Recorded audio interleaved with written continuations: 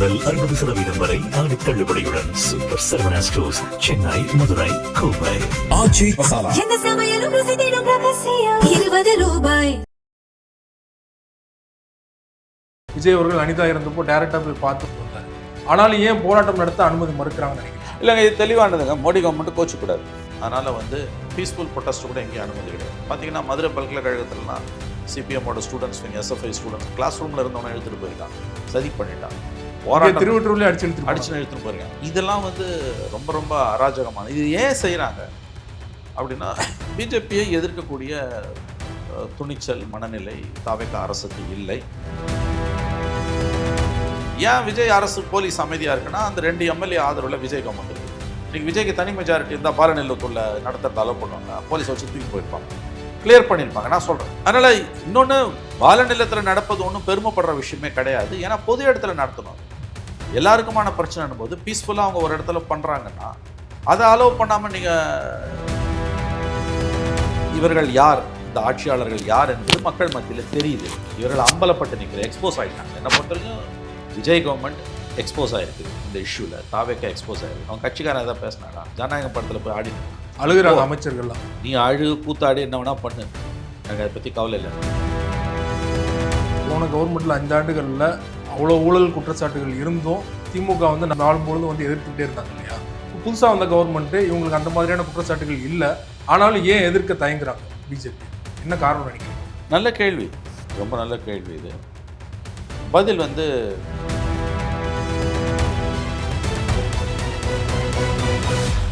அரசியல் களம் நேயர்களுக்கு வணக்கம். இன்றைக்கு நம்ம நேர்களுக்காக மூத்த பத்திரிகையாளரும் அரசியல் திறனாய்வாளருமான திரு மணி அவர்கள் நம்மோடு இருந்திருக்காரோடு பேசலாம். சார் வணக்கம். சார் வணக்கம். சென்னையிலையும் பார்த்தீங்கன்னா கம்யூனிஸ்ட் அலுவலகம் பால நிலத்தில் தொடர்ச்சியாக போராட்டம் நடைபெற்று இருக்குது. தமிழ்நாட்டை பொறுத்த வரைக்கும் நீட்டே வேணாம் அப்படிங்கிற கோரிக்கையோடு தான் போராட்டம் நடைபெறுது இல்லையா? ஸோ இப்போ அங்கேயுமே இந்த விஷயத்தை கொண்டாடிட்டு இருக்காங்க. போராட்டம் தொடரும்னு அனௌன்ஸ் பண்ணியிருக்காங்க. ஸோ அவங்க போராட்டம் தொடரும்னு நினைக்கிறீங்களா? இல்லை, போராட்டம்லாம் தொடராது. சும்மா அது இப்போதைக்கு சவடால் பேச்சு. அது மெயின் மந்திரி ராஜினாமா பண்ணிட்டாரு. நீங்கள் சும்மா ஃபார் எவர் நீங்கள் போராட்டத்தை பண்ண முடியாது. வாரம் இறுதி இது. நாளைக்கு வேணால் ஒரு நாள் இருக்கலாம். திங்கக்கிழமையிலேருந்து புது வாரம் தொடங்கும் போது நீங்கள் ஃப்ரெஷ்ஷாக எல்லாரும் காலேஜுக்கு போகணும், ஆஃபீஸுக்கு போகணும். சும்மா உட்காந்து நீங்கள் போராட்டம் கத்தின்லாம் இருக்க முடியாது. ரெண்டாவது, பாலநிலத்தில் ரொம்ப நாளைக்கு அதை நடத்த முடியாது. பாலநிலத்தில் அதை நடத்துறதே என்னை பொறுத்த வரைக்கும் ஒரு அவலமானது. ஏன்னா விஜய் அரசு வெளியில் பொது இடத்துல பர்மிஷன் கொடுக்கல. பொது இடத்துல நடத்த வேண்டிய விஷயத்த ஒரு கட்சி அலுவலகத்தில் நடத்துறதே அந்த மாநிலத்தில் ஜனநாயகம் இல்லைன்றதுக்கான அடையாளம். கருத்துரிமையை அந்த அரசு நசுக்குது என்பதற்கான அடையாளம். ஒரு கட்சி ஆஃபீஸில் போய் பொதுவான கோரிக்கைகளுக்காக நீங்கள் போராட்டம் நடத்துவது என்பது அது நிச்சயமாக ஒரு ஆரோக்கியமானது அல்ல. எனவே அவங்க ஸ்பேஸ் கொடுத்துருக்காங்க, நன்றி, மகிழ்ச்சி. பட் அது ஒரு ஆரோக்கியமான முடிவு கிடையாது. ஏன் விஜய் அரசு போலீஸ் அமைதியாக இருக்குன்னா, அந்த 2 எம்எல்ஏ ஆதரவில் விஜய் கவர்மெண்ட் இருக்குது. இன்றைக்கி விஜய்க்கு தனி மெஜாரிட்டி இருந்தால் பாலநிலத்துள்ள நடத்துறது அலோவ் பண்ணுவாங்களா, போலீஸை வச்சு தூக்கி போயிருப்பாங்க, கிளியர் பண்ணியிருப்பாங்க. நான் சொல்கிறேன். அதனால் இன்னொன்று, பாலநிலத்தில் நடப்பது ஒன்றும் பெருமைப்படுற விஷயமே கிடையாது. ஏன்னா பொது இடத்துல நடத்தணும். அது எல்லாருக்குமான பிரச்சனைன்னும் போது பீஸ்ஃபுல்லாக அவங்க ஒரு இடத்துல பண்ணுறாங்கன்னா அதை அலோவ் பண்ணாமல் நீங்கள் ஒரு கட்சி அலுவலகத்துக்குள்ளே போய் உட்காந்துக்கிட்டு பேசுறதுன்றது ஒரு ஆரோக்கியமற்ற போக்கு. எனவே வேறு வழி இல்லாததால் அது நடக்குது. இன்னொன்று, நிரந்தரமாலாம் நீங்கள் போராடிட்டு இருக்க முடியாது. மெயின் கோரிக்கை ஏற்கப்பட்டதுங்க. போராட்டம் முடிந்து மாணவர்கள் கல்லூரிகளுக்கு திரும்புவது, பல்கலைக்கழகங்களுக்கு திரும்புவது தான் நல்லது. ஐ திங்க் 2-3 நாள் அது முடிஞ்சிடும். அப்படி தான் நான் பார்க்குறேன். இப்போ நீங்கள் சொன்ன மாதிரி பொது இடத்துல நடத்தாமல் ஒரு குறிப்பிட்ட கட்சி அலுவலகத்தில் நடத்துறதே ஒரு அவலமானதுன்னு சொன்னீங்கன்னா, விஜய் அவர்களும் சரி, இந்த டிவிகே கவர்மெண்ட்டும் சரி, நீட்டுக்கு எதிரானவங்க தான். தொடர்ச்சியாக அமைச்சர்கள் பேசுறது சரி. விஜய் அவர்கள் அனிதா இறந்தப்போ டைரக்டாக போய் பார்த்து 1 லட்ச ரூபாய் கொடுத்துட்டு வந்தார். ஆனாலும் ஏன் போராட்டம் நடத்த அனுமதி மறுக்கிறாங்கன்னு நினைக்கிறீங்க? இல்லைங்க, இது தெளிவானதுங்க. மோடி கவர்மெண்ட் கோச்சக்கூடாது. மோடி அரசுக்கு எதிரான போராட்டங்களை தமிழ்நாட்டில் அனுமதிப்பதன் மூலமாக மோடியின் கோபத்தை, மத்திய அரசின் கோபத்தை சந்திக்க வேண்டியிருக்கும். ஏன்னா இன்றைக்கி பல மாநிலங்களில் இந்த போராட்டம் நடக்குது. ஆனால் பிஜேபிக்கு எதிரான அதீதமான கொதிநிலை உள்ள மாநிலம் தமிழ்நாடு. மற்ற மாநிலத்துக்கும் இங்கே நடக்கிறது இன்னும் மோடிக்கு எதிரான அந்த கோபத்தை, பிஜேபிக்கு எதிரான கோபத்தை தான் வளர்க்கும். அது நல்லதல்ல. இன்னொன்று, அப்படின்னு பிஜேபி கவர்மெண்ட் நினைக்குது. உள்துறை அமைச்சகம் அனுப்பியிருக்கக்கூடிய சுற்றறிக்கை நான் கேள்விப்பட்டவரையில் எல்லா மாநிலங்களுக்கும் போராட்டங்களை அனுமதிக்காதீர்கள் அப்படின்றாங்க. அதில் இப்போ பிஜேபி ரூல்டு ஸ்டேட்டில் உத்தரப்பிரதேசிலலாம் பார்த்தீங்கன்னா சில மணி நேரங்களில் போராடினோடனே கலைஞ்சு போக செஞ்சுட்டாங்க. அதை கண்ட்ரோல் பண்ணிட்டாங்க. ஆனால் நேற்று கல்கத்தாலெலாம் பெரிய அளவில் ஊர்வலங்கள் நடந்திருக்கு. பிஜேபி ஆளக்கூடிய மாநிலங்களே நடந்திருக்கு. கேரளாலெலாம் பெரிய அளவில் நான் பிஜேபி ரூல்டு காங்கிரஸ் முதல்வர் டெல்லிக்கே போய் சப்போர்ட் பண்ணார். சிவகுமார், டிகே சிவகுமார் போய் சப்போர்ட் பண்ணார். ஆகவே பிஜேபி அரசை, மோடியை எதிர்ப்பதில் தாவேகா அரசுக்கு துளியும் விருப்பம் இல்லை. இங்கே மாணவர் போராட்டம் பெரிய அளவில் நடக்குது, பெரிய அளவில் ஊர்வலங்கள், ஆர்ப்பாட்டங்கள். அதுவும் இன்றைக்கி மோடிக்கு எதிரான போராட்டம்னா ஆட்டோமேட்டிக்காக மக்கள் வந்து குவிஞ்சிருவாங்க, ஆயிரக்கணக்கில் லட்சக்கணக்கில். அதை வந்து மோடி ரசிக்க மாட்டார். மத்திய அரசுக்கு கோபம் வரக்கூடிய எந்த காரியத்தையும் நாம் செய்யக்கூடாது.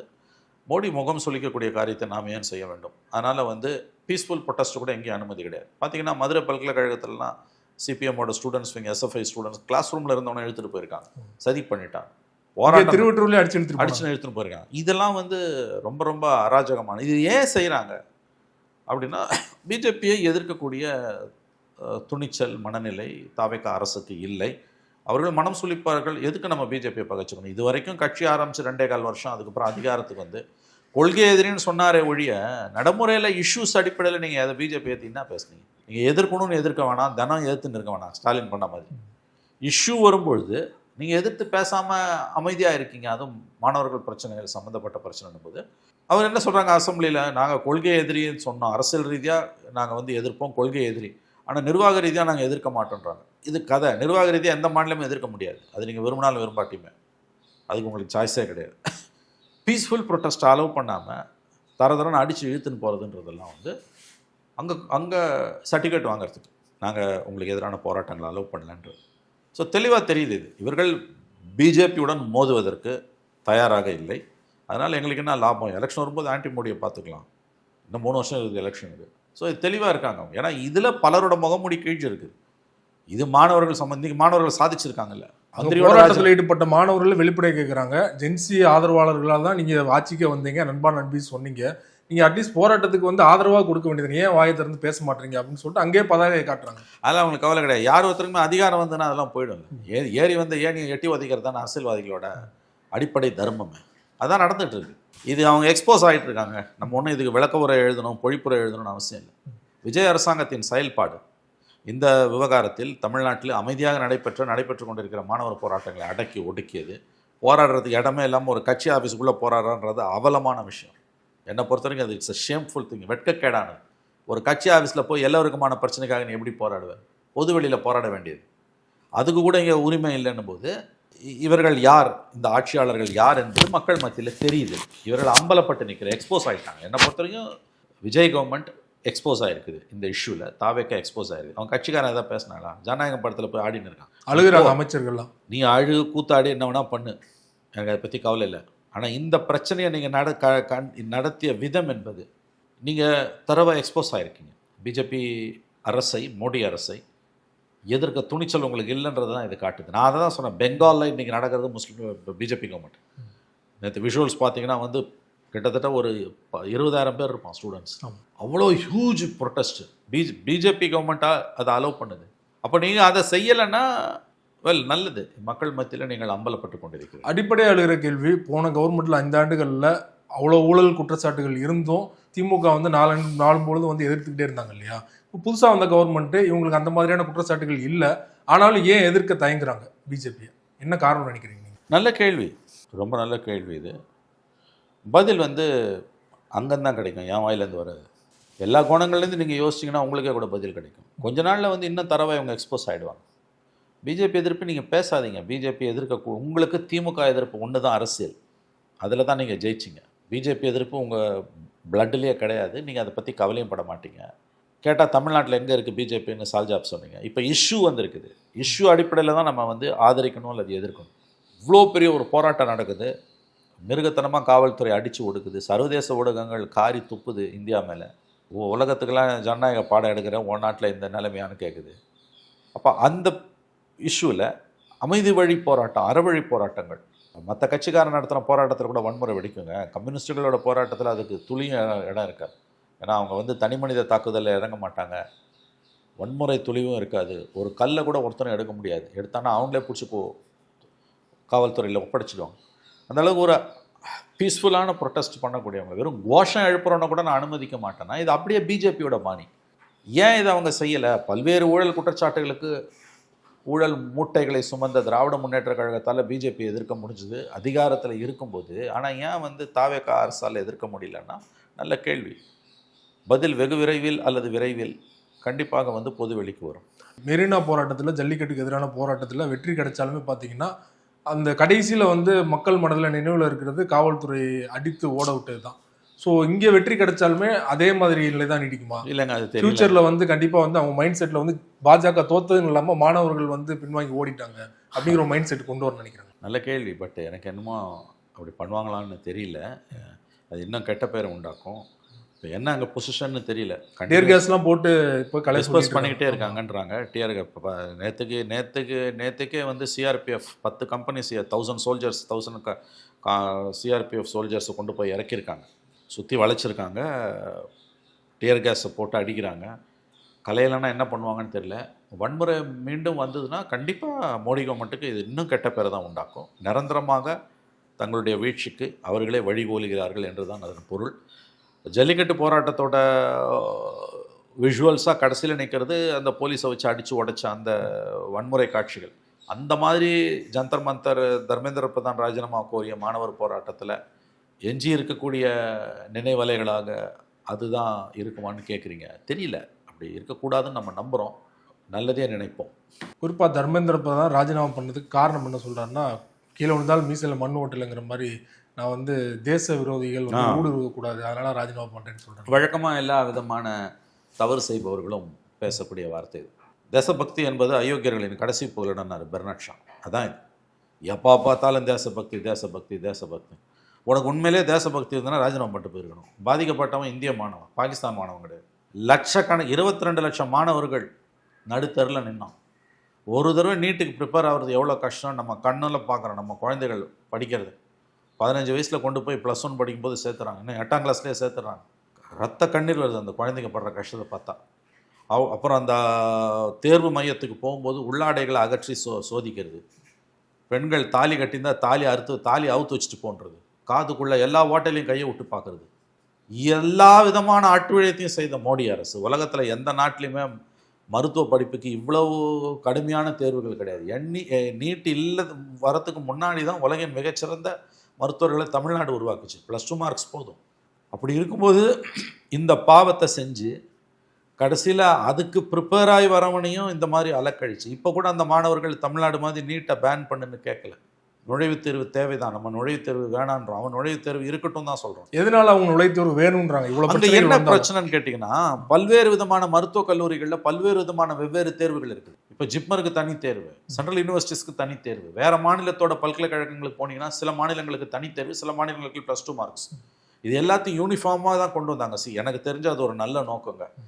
ஆனால் அதை வந்து இந்த அளவுக்கு கடினமானதாக்கி கோச்சிங் சென்டர்ஸோட பிஸ்னஸ் கிட்டத்தட்ட வந்து 50,000 கோடிக்கு மேலே கோச்சிங் சென்டர்ஸோட நீட் கோச்சிங் சென்டர்ஸோட பிஸ்னஸ் நாடு தழுவிய அளவில் 50,000 கோடிக்கு மேலே இருக்குன்றாங்க. அதில் ஒரு 2-3 பேர் தான் அதை டாமினேட் பண்ணுறாங்க. ஒரு 50,000 கோடிக்கு மேலே பிஸ்னஸ் இருக்கக்கூடிய ஒரு விஷயம், 50,000 கோடிக்கு மேலே பிஸ்னஸ் இருக்க ஒரு விஷயம்னா அது கொள்கை வகுப்பில் எந்த மாதிரியான ஒரு செல்வாக்கை இன்ஃப்ளூயன்ஸ் ஏற்படுத்துன்றதையும் நம்ம புரிஞ்சுக்கலாம். ஏங்க படிப்பை எளிமையாக்குறது ஒரு அரசோட வேலையா? படிப்பை மேலும் மேலும் மேலும் மேலும் மேலும் கடினமாக்கிட்டே போகிறது வேலையா? எல்லாத்துக்கும் நுழைவுத் தேர்வு என்பதே என்னை பொறுத்த வரைக்கும் தேவையற்றது. வெவ்வேறு விதமான மாநிலங்களில் வெவ்வேறு விதமான மருத்துவக் கல்லூரிகள் இருக்குது. அதுக்கு வந்து யூனிஃபார்மாக அதை கொண்டு வரணும்னா அது ஓகே, கொள்கை அளவில் அது ஏற்றுக்கொள்ளக்கூடியதான். ஆனால் அதை மாநிலங்களே முடிவு செய்யணும், நீ விட்டுருணும். அட்லீஸ்ட் மாநிலங்கள் நடத்தக்கூடிய மருத்துவக் கல்லூரிகளில் நீட்டு வேணான்றதையாவது நீ செய்யணும். இப்போ தமிழ்நாடெல்லாம் அந்த கோரிக்கை தான் வைக்குது. சென்ட்ரல் யூனிவர்சிட்டிஸ்க்கு நீங்கள் வச்சுக்கோங்க. இப்போ ஜிப்மருக்கு போகணும் அப்படின்னா நீ வச்சுக்கோ. பட் தமிழ்நாடு அரசோட கட்டுப்பாட்டில் இருக்கக்கூடிய மருத்துவக் கல்லூரிகளுக்கு +2 தேர்வு மார்க் போகுதுன்றது நியாயமான கோரிக்கை. அதையே கெடுக்கிறான் அப்படின்னா வந்து இன்னொன்று, இது ஒன்றும் நீட்டு ஒன்றும் டொனேஷன்லாம் ஒழிச்செல்லாம் ஒன்றும் கட்டல. அவன் நீட்டு பாஸ் பண்ணாலுமே அந்த கட் ஆஃப் மார்க் ஏற்ற மாதிரி காசை கட்டிட்டு தான் போகிறான். அப்புறம் உங்கள் பையன் நீட் எழுதுறான் அப்படின்னா, உங்கள் பொண்ணு நீட் எழுதுறான்னா ஃபோன் வரும் அவங்ககிட்ட மருத்துவக் கல்லூரிகள்லேருந்து. மினிமம் மார்க் வந்துன்னா வாங்க 25 லட்சம் அப்படின்னு நெகோஷியேட் பண்ணிக்கலாம் வாங்கணும். அப்போ கூவி தான் நீங்கள் விற்கிறீங்க. எங்கே ஒழிச்சிங்க? ஆகவே இது நீட்டுக்கு எதிரான போராட்டம் அல்ல. முதல்ல அதை புரிஞ்சுக்கணும். தமிழ்நாட்டில் இருக்க அரசியல் கட்சிகள் பேசுவது மாதிரி அவங்க ஃபேர் நீட், நம்ம பேன் நீட்டுன்னு கேட்குறோம். நீட்டு தேர்வு மட்டுமல்ல, மற்ற போட்டித் தேர்வுகளில் நடந்த அட்டுழியம், பேப்பர் லீக்குக்கான எதிரான போராட்டம். இந்த வெறும் பேப்பர் லீக்ஸ்க்கான போராட்டம் மட்டும் கிடையாது. ஒட்டுமொத்தமாக 12 ஆண்டு கால மோடி ஆட்சியின் அவலங்கள். இப்போ அன்எம்ப்ளாய்மெண்ட் மிகப்பெரிய அளவில் நாடு பூரா பரவிட்டு இருக்குது. கடைசி வாய்ப்பாக இருக்கிறது அரசு வேலை வாய்ப்பு. அதையும் நீ வந்து அழிச்சுக்கிட்டு இருக்க அப்படின்னும் போது மாணவர்கள் தெருவுக்கு வராங்க. எதிர்காலம் இல்லைன்னும் போது ஒருத்தன் தெருவுக்கு தான் வருவான். நீ போலீஸை காமிச்செல்லாம் பயமுறுத்த முடியாது. 1 லட்சம் மாணவர்கள் அன்றைக்கி டெல்லியில் திரண்டு இருக்காங்க. உன்னோட ஓட்டு போகுது, அதனால தான் நீ இறங்கி வந்திருக்க, ராஜினாமா பண்ணியிருக்க. இது முதலே பண்ணி தொலைச்சிருக்கலாம். எனவே இப்போ டெல்லி போலீஸ் வந்து கண்ணீர் புகையை வீசி எறிஞ்சு மாணவர்களை கலைக்கிறாங்கன்றாங்க. அதுலேயாவது வன்முறை இல்லாமல் இருந்தால் நல்லது. இன்னும் 2 கோரிக்கைகள் நிறைவேற்றவரை போராட்டத்தை கைவிட மாட்டோம்னு சொல்றாங்க இல்லையா? 1 கோடி ரூபாய் கொடுக்கணும். இல்லை, அது இப்போ எனக்கு தெரிஞ்சு அது கவர்மெண்ட் வந்து இப்போ ப்ரெஸ்டீஜாக பார்க்கும். இப்போ அவ்வளோ சீக்கிரம் வந்து கொஞ்சம் பேரையாவது வந்து ப்ராசிக்யூட் பண்ணணும்னு பார்ப்பாங்க, தண்டிக்கணும்னு பார்ப்பாங்க, வழக்கு போடுவாங்க. அது தன்னோட புத்தியை அரசு காட்டும். அரசு இயந்திரம் தன்னோட வக்ர புத்தியை காட்டும். கோவத்தில் இருப்பாங்க. அந்த கோவத்தில் இருப்பாங்க. தர்மேந்திர பிரதான் ராஜினாமா மோடியை சினங்கொள்ள வைத்திருக்கும். என்ன அடிப்படை என் இமேஜை கொலாப்ஸ் ஆயிடுச்சுல. ராகுல் காந்தியால தனிப்பட்ட தர்மேந்திர பிரதானோட இமேஜ் இல்ல, மோடியோட இமேஜ் கொலாப்ஸ் ஆயிருக்கு. தர்மேந்திர பிரதான்றவர் யாருங்க? அவர் யாருக்குங்க தெரியும்? மோடியோட இல்லை இமேஜ் கொலாப்ஸ், பிஜேபியோட இமேஜ் கொலாப்ஸ். இவர் ஒன்றும் தோற்கடிக்க முடியாத சக்தி இல்லை. 12 ஆண்டுகளில் தான் தோற்கடிக்கவே முடியாத சக்தி. நான் தான் நிரந்தரன்ற தோற்றத்தை தானே மோடி உருவாக்கி இருந்தார். அது இன்றைக்கு உடைந்து சின்ன பின்னமாக்கிறது. அந்த பலூனில் குண்டூசியால் ஓட்டை விழுந்திருக்குது. பலூன் வந்து மொத்தமாக கரைஞ்சு காற்றுல கரைஞ்சு கீழே விழுந்துட்டு. குறிப்பாக இவ்வளோ பெரிய போராட்டம் பிஜேபிக்கு எதிரான ஒரு பெரிய வெற்றி. அதை யார் அறுவடை? முக்கியமான கேள்வி. அண்ணா ஹசாரே மூவ்மெண்ட் வந்தப்ப அதை அறுவடை பண்றதுக்கு மோடி வந்தார். கரெக்டா 2011 இதே மாதிரி 14 எலெக்ஷன், 11 3 வருஷத்துக்கு முன்னால அண்ணா ஹசாரே மூவ்மெண்ட். அப்பயே சொன்னாங்க அது ஆர்எஸ்எஸ் பின்னால் இருந்து இயக்குதுன்னு. அப்போ யாரும் நம்பல. அதுக்கு பிறகு நடந்த சம்பவங்கள் அதை முழுக்க முழுக்க இயக்குனது ஆர்எஸ்எஸ். அது வந்து அண்ணா ஹசாரேன்னு ஒரு தலைவர் இருந்தார், கட்டுப்பட்டது அந்த கூட்டம். இந்த கூட்டத்துக்கு தலைவர் இல்லை, உணர்வு ரீதியாக வருது. ரெண்டாவது, அன்னைக்கு அந்த மூமெண்ட்டை 11 நடந்த அந்த மூமெண்ட்டை 14 வரைக்கும் சஸ்டெயின் பண்ணி காங்கிரஸ் ஊழல் ஊழல் ஊழல்னு சொல்லி அதை அறுவடை பண்ணுறதுக்கு பிஜேபி கிட்ட நாடு தழுவிய அளவில் கட்டமைப்பும் மோடிக்கு ஒரு க்ளீன் இமேஜ் வந்தது. 2014 வரும்போது வந்து மோடி அச்சேதன்னு சொல்லி தான் வந்தார். முஸ்லீம் எதிர்ப்பு அதெல்லாம் கிடையாது. ஆனால் 2024 எலெக்ஷனில் எவ்வளோ கேவலமான பிரச்சாரத்தை மேற்கொண்டார். 2 மாடு இருந்தால் ஒரு மாடை முஸ்லீம் பிரித்து எடுத்துன்னு போயிடுவான், நகையெல்லாம் அறுத்துன்னு போடுவான்லாம் பேசினார். 80 vs 20 பேசின மோடி 24 14 எப்படி பேசினார்? அப்போ 11 நடந்த அந்த போராட்டத்தை அறுவடை பண்ணுறதுக்கு பிஜேபியும் மோடியும் இருந்தாங்க. இப்போ துரதிருஷ்டவசமாக இந்த போராட்டத்தை யார் அறுவடை பண்ண போறா? காங்கிரஸ் பண்ணுமா, எதிர்கட்சிகள் பண்ணுமானா அதுக்கு பதில் இப்போதைக்கு இல்லை. ஏன்னா பிஜேபி வீக்கன் ஆகிட்டு இருக்கு, பலவீனம் ஆகிட்டு இருக்கு. ஆனால் காங்கிரஸ் பலமடையலை. எனவே 3 வருஷம் இருக்குது. இந்த 3 வருஷத்தில் எதிர்கட்சிகள் ஒன்றிணைந்து செயல்பட்டாங்கன்னா பிஜேபியை வீழ்த்த முடியும். இது பிஜேபி அந்த ஒற்றுமை இன்னைக்கு செதஞ்சிட்டு இருக்குது. திமுக இந்தியா கூட்டணியை விட்டு போயிடுச்சு, ஆம் ஆத்மி போயிடுச்சு. ஸோ காங்கிரஸோட அணுகுமுறையும் வந்து இந்தியா கூட்டணி பலவீனம் அடைவதற்கு ஒரு காரணம். ஆனால் பிரதான காரணம் இந்த அட்டூழியத்துக்கு மோடி கவர்மெண்ட் தான், மோடி தான், பிஜேபி தான். ஏன்னா எல்லா எதிர்கட்சியும் சதைச்சு சின்ன பின்னமாக்கி வெஸ்ட் பெங்காலில் ஜெயிச்ச பிறகு திரிணாமுல் காங்கிரஸையே மொத்தமாக அழித்து தான் பக்கம் இழுக்கிறது, சிவசேனாவை உடச்சி இழுக்கிறது, என்சிபியை உடைக்கிறது, திமுகவை தவிர எல்லா கட்சியும் உடச்சி சின்ன பின்னமாக்கிக்கிட்டு இருக்காங்க. இது அப்பட்டமாக ஜனநாயகத்துக்கு எதிரானது. எல்லா ஜனநாயகத்தோட கதவுகளும் அடைக்கப்பட்டதால தான் மாணவர்கள் தெருவில் இறங்கினாங்க. ஏன்னா நாடாளுமன்றம் ஒற்றைத்தன்மை கொண்டதாக மாறிடுச்சு. எதிர்கட்சிகளுக்கு பேசுறதுக்கோ செயல்படுறதுக்கோ வாய்ப்பே இல்லை. எல்லா மசோதாக்களையும் அவங்க மிருக பலத்தோடு நிறைவேற்றுறாங்க. மெஜாரிட்டி இல்லைன்னா கூட நிறைவேற்றுறாங்க. விவசாய சட்டத்துங்களை 2019 21 நிறைவேற்றுற மாதிரி. மீடியா மொத்தமாக கொலாப்ஸ். இந்த போராட்டத்தில் இன்னொரு முக்கியமான விஷயம், மீடியாவை ஓட அடிச்சிருக்காங்க. சோஷியல் மீடியா தான் வந்து அவங்க செய்திகளை வெளியில் கொண்டு வந்ததே தவிர எல்லா ஊடகங்களையும் மாணவர்களை எக்ஸ்போஸ் பண்ணியிருக்காங்க. ஏன்னு கேட்டிங்கன்னா 90% மேலே மீடியா மோடியோட ஊதுகுழலாக மாறி வாந்தியும் மறுவாந்தியும் எடுத்துகிட்டு இருக்குது கவர்மெண்ட் சொல்கிறது. 2011 அண்ணா ஹசாரே மூவ்மெண்ட் அப்போ மீடியா வந்து மன்மோகன் சிங் கவர்மெண்ட்டுக்கு எதிராக இருந்தது. மக்கள் மீடியாவை கொண்டாடினாங்க, தன்னுடைய கடமையை மீடியா செய்தது. இந்த தடவை மீடியா மோடி அரசாங்கத்தோட கைக்கூலியாக கொத்தடிமையாக மாறினதன் விளைவு அவன் அந்த போராட்டத்தில் திங்கக்கிழமை மீடியாவை ஓட அடிச்சிருக்காங்க. அந்த அளவுக்கு மீடியா வந்து தன்னுடைய நன்மதிப்பை முற்றிலுமாக இழந்து விட்டது. 3வது, நீதிமன்றங்கள் மீதும் மாணவர்கள் நம்பிக்கை இழந்து விட்டார்கள். ஆகவே எலெக்ஷன் கமிஷன் மீது நம்பிக்கை இழந்து விட்டார்கள். அப்போ எந்த கதவை தான் போய் தட்டுவாங்க? அதனால தான் அவங்க தெருவில் இறங்கினாங்க. இது வந்து மோடி அரசுக்கு மட்டும், பிஜேபிக்கு மோடிக்கு மட்டும் ஒரு எச்சரிக்கை அல்ல. இது எதிர்கட்சிகளுக்கு ஒரு எச்சரிக்கை, மீடியாவுக்கு ஒரு எச்சரிக்கை. நீங்கள் உங்கள் பணியை செய்யலைன்னா உதை தான் விடும். நீதிமன்றங்களும் வந்து பாடம் கற்கிறது. அதனால தான் தலைமை நீதிபதி முதல்ல எனக்கு வீடியோலாம் பார்க்க நேரம் இல்லைனாரு. அப்புறம் 2 நாள் பொறுத்து நான் சொன்னது தவறாக புரிந்து கொள்ளப்பட்டது அப்படின்னு சொல்லிட்டு இன்றைக்கி வந்து நாளை மறுநாள் திங்கட்கிழமை இந்த வழக்கு விசாரணைக்கு எடுக்கிறாங்க. எனவே போராட்டம் முடிவுக்கு வந்து இயல்பு நிலை திரும்புவது நல்லது. ஏன்னா நிரந்தரமாக மாணவர்கள் போராடுவது நாட்டுக்கு நல்லதில்லை, அவருடைய எதிர்காலத்துக்கும் நல்லதில்லை. மந்திரி ராஜினாமா பண்ணியிருக்காரு. இந்த அளவில் போராட்டத்தை முடித்துக்கொண்டு மாணவர்கள் கல்வி நிலையங்களுக்கு திரும்புவது நல்லது. இதற்கெல்லாம் மூல காரணம் அந்த நீதிபதி தான் இல்லையா? நீதிபதி வார்த்தை, ஆமாம், தலைமை நீதிபதி சொன்ன வார்த்தை தேவையில்லாமல் இந்திய தலைமை நீதிபதி அது அவரே தான் உணர்ந்தார். ஆனால் மாறி மாறி அவர் கருத்துக்களை தெரிவித்துக் கொண்டிருக்கிறார். எனவே பிரச்சனை ரொம்ப ஆழமானது. அவர் கருத்து தெரிவித்ததால் பேர் வேணால் இருக்கலாமே வழியா, மற்றபடி அவர் சொல்லாட்டியும் இந்த விஷயம் வீதிக்கு வந்திருக்கும். நீங்க சொன்ன மாதிரி வந்து எதிர்க்கட்சிகள் ஒற்றுமையா இருந்தா 2029 ஒரு மாற்றம் வரும்னா, எதிர்க்கட்சி ஒருங்கிணைக்கிற காங்கிரஸ் வந்து ஒவ்வொரு மாநிலத்திலுமே வந்து அவங்க மேலதான் குற்றச்சாட்டு எழுது இல்லையா, அங்க மாநில கட்சிகள்லாம் வைக்கிறாங்க இல்லையா. ஸோ இனிமேலாவது மாத்திக்கோங்க. இல்லை, அதில் ஒரு சிக்கல் இருக்குது. நீங்கள் காங்கிரஸ் வளரணும்னு விரும்புகிறத மற்ற கட்சிகள் வந்து தடுக்க முடியாது. இப்போ உதாரணத்துக்கு கேரளா எடுத்துக்கோங்க. கேரளாவில் சிபிஎம்மும் காங்கிரஸும் நேர் எதிர்கட்சிகள். அங்கே யார் ஆட்சி அமைக்கணும்னா சிபிஎம்முக்கு விட்டு கொடுத்துட்டு காங்கிரஸ் ஒன்றும் லாலிபாப் வாயில் வச்சுன்னு போக முடியாது. அங்கே அதிகாரம் எனக்கு வேணும்னா காங்கிரஸ் போட்டியிட தான் செய்யும். அது வந்து காங்கிரஸ் வந்து தவறு செய்து காங்கிரஸ் வந்து விட்டு கொடுக்கலன்றது அபத்தமான குற்றச்சாட்டு. ஆனால் தமிழ்நாட்டில் திமுகவை நம்பி இருக்கும்போது காங்கிரஸ் திமுகவை வந்து ஒரு மாதிரி சமாளித்து கூட்டணியில் இருந்திருக்கலாமோன்ற எண்ணம் காங்கிரஸுக்குள்ளேயே இன்றைக்கி வர ஆரம்பிச்சிருக்கு. ஏன்னா தாவேகா ஒன்றும் பிஜேபி எதிர்ப்பில் பெரிய ஆர்வமும் காட்டல. இன்னொன்று வந்து திமுகவுக்கு இருக்கக்கூடிய கட்டமைப்பு வந்து தாவேகாவுக்கு ஒன்றும் சுத்தமாக கிடையாது. ஒரு நேஷ்னல் எலெக்ஷனில் அரசியல் ரீதியாக பிஜேபியை மோடியை எதிர்க்கக்கூடிய கட்சியோட கட்டமைப்பு, சித்தாந்த கட்டமைப்பு, அனுபவம் இதெல்லாம் திராவிட முன்னேற்ற கழகத்துக்கு இருப்பது போல் தாவேகா கிடையாது. இப்போ நீங்கள் 2029 பார்லிமெண்ட் எலெக்ஷனில் திமுகவோடு சேர்ந்து ஜெயிச்சிங்கன்னா 40 அள்ளலாம். 14 ஜெயலலிதா அள்ளுனாங்க, 19 24 ஸ்டாலின் அள்ளுனார், 29 யார் அள்ள போகிறான்னு தெரியல. ஆனால் திமுக காங்கிரஸ் லெஃப்ட் எல்லாம் ஒன்று சேர்ந்தாங்க, 40க்கு 40 அடிக்கலாம். புது சிக்கல் தாவேக்காவை என்ன பண்ணுறது. அதே மாதிரி ஆம் ஆத்மி கட்சி வந்து டெல்லியில் காங்கிரஸை வீட்டுக்கு அனுப்பிச்சு. அப்போ ஆம் ஆத்மியோட காங்கிரஸ் எப்படி சேர முடியும்? அதனால் இந்த குற்றச்சாட்டு வந்து என்னை பொறுத்தவரையில் வந்து முழுவதும் சரியானதல்ல. காங்கிரஸ் அது எல்லாத்தையும் உங்களுக்கு விட்டு கொடுத்துட்டு அவங்க கை சூப்பின்னு இருக்க மாட்டாங்க. அவனோட பொலிட்டிக்கல் பேஸ் போதும். இதுக்கு நடுப்புற ஒரு மிடில் பார்த்து அவங்க எடுக்கணும், எல்லாரும் ஒன்று சேர்ந்து எடுக்கணும். இந்த போராட்டம் தர்மேந்தர் பிரதானோட ராஜினாமா என்பது எதிர்க்கட்சிகளுக்கு சொல்லக்கூடிய பாடம். 2 பாடத்தை சொல்லுது. ஒன்று, மோடி ஒன்றும் வீழ்த்தப்பட முடியாத சக்தி கிடையாது. எல்லா தலைவர்களை போல, வரலாற்றில் வந்து போன எல்லா தலைவர்களை போல மோடியும் வீழ்த்தப்படக்கூடிய சக்தி தான். அதாவது அறவழி போராட்டங்களின் மூலம் மோடியும் வீழ்த்தப்படக்கூடிய சக்தி தான். பிஜேபியும் தோற்கடித்து வீட்டுக்கு அனுப்பப்படக்கூடிய ஒரு கட்சி தான். அதுதான் இந்த மாணவர் போராட்டத்தோட நம்பர் 1 மெசேஜ். நம்பர் 2 மெசேஜ், நீங்கள் ஒற்றுமையாக இருந்தால் மட்டும்தான் அதை சாதிக்க முடியும், இல்லைன்னா சாதிக்க முடியாது. இது நம்பர் 2 மெசேஜ். இது 2யும் எதிர்க்கட்சிகள் புரிஞ்சுக்கிட்டாங்கன்னா அவங்களுக்கு நல்லது. இல்லைன்னா வந்து ஊர் 2 போட்டால் யாருக்கோ கொண்டாட்டன்ற மாதிரி 29 மறுபடியும் பிஜேபி வரும். மாணவர்கள் போராட்டம் தொடர்பாக பல்வேறு விஷயங்கள் நடப்பது மிக்க நன்றி சார்.